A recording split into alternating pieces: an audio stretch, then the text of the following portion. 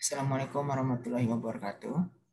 Untuk mata kuliah praktik bahan bangunan pada satu semester ini akan dibahas mengenai bahan-bahan bangunan apa saja yang biasa digunakan atau material-material apa saja yang biasa digunakan dalam bahan bangunan dan tata cara pengujiannya. Nah, jadi untuk pertemuan pertama ini akan dibahas mengenai sejarah dan sifat-sifat dari bahan bangunan tersebut. Untuk sejarah yang pertama itu terkait dengan material batu, di mana batu ini merupakan bahan bangunan tertua yang dikenal manusia. Jadi diperkirakan sudah ada sejak 4.000 juta tahun lalu. Menurut catatan sejarah, batu tertua sekitar 6.000, umurnya sekitar 6.000 tahun. Jadi terdapat di bangunan Mesir kuno dan juga Yunani kuno. Jadi merupakan salah satu rekaman yang tercatat sebagai salah satu dari bagian kehidupan berbahan anorganik. Jadi karena batu-batu ini memiliki unsur-unsur yang berkristal, maka batu memiliki batasan dalam menopang beban tertentu. Nah, jadi karena alasan-alasan ini, jadi di masa awalnya dicari cara agar batu dapat memiliki ketahanan yang maksimal sehingga dibentuklah suatu formasi-formasi tertentu. Jadi pada umumnya batu dibangun dari potongan-potongan batu yang disusun dan dirancang untuk dapat bertautan atau menopang satu sama lainnya. Jadi ada beberapa contoh bangunan kuno yang terdiri batu. Yang sebelah kiri ini Athenian Treasury di Delphi, Yunani. Dan yang kanan ini merupakan bangunan menhir. Kemudian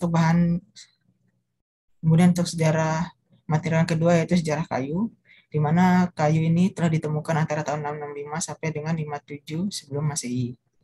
Jadi pada awal konstruksinya ini baju digunakan sebagai bahan konstruksi sederhana, dibuat dengan kayu-kayu secara utuh, kayu gelondongan maupun rantai-rantai yang disusun dan diikat. Sedangkan untuk kayu yang sebagai bahan konstruksi bangunan berantai banyak ataupun berbentang lebar ditemukan pada tahun 120 setelah Masehi. Biasanya di wilayah-wilayah yang memiliki hutan tropis dan subtropis di mana pada wilayah tersebut banyak memiliki pasokan kayu. Nah, jadi seiring dengan bertambahnya ilmu pengetahuan di mana manusia mulai memikirkan dan mempertimbangkan metode dan prosedur pemanfaatan kayu, jadi kayu-kayunya itu harus memenuhi beberapa syarat seperti mampu menahan macam-macam beban, mudah mempunyai ketahanan dan keawetan yang memadai, serta mempunyai ukuran penampang panjang dan sesuai dengan pemakaiannya untuk konstruksi. Nah, beberapa kayu dipengaruhi oleh sifat-sifatnya yaitu ada sifat fisik, mekanis, autonomis, kimia maupun sifat-sifat lainnya. Dan juga dipengaruhi oleh jenis-jenis kayu itu sendiri, umur pohon dan letak kayu dalam pohon. Sehingga untuk penggunaan kayunya pun akan berbeda-beda. Jadi kayu-kayu ini juga digunakan selain sebagai konstruksi bangunan, juga digunakan sebagai scaffolding, pelapis beton, alas kerja, dan lain-lain. Nah, ini salah satu contohnya. Yang sebelah kanan ini merupakan konstruksi hangar di New South Wales, Australia, pada saat awal-awal penggunaan kayu untuk konstruksi.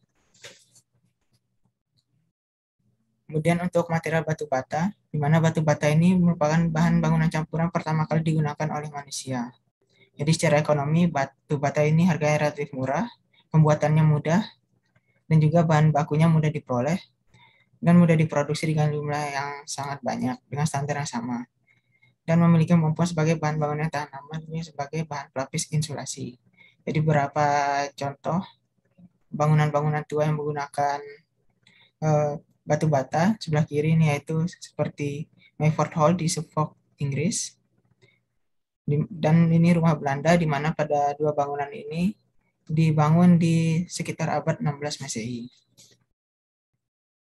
Selanjutnya untuk sejarah dari material besi, di mana untuk material besi ini baru digunakan sebagai konstruksi bahan bangunan pada akhir abad 17, di mana pada sebelum abad 17 ini hanya digunakan sebagai pelengkap atau peralatan bangunan seperti pintu, jendela, engsel, kunci, dan lain-lain.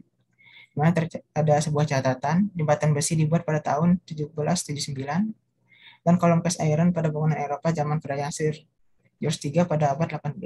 Nah, dapat dilihat timeline di bawah ini yaitu periode sejarah penggunaan besi, di mana paling banyak itu berada di tahun atau di abad 19, dimulai dari akhir abad 17. Nah, di abad 18 ini masih berupa pengenalan-pengenalan terhadap material besi dan mulai banyak digunakan pada abad 19 hingga saat ini.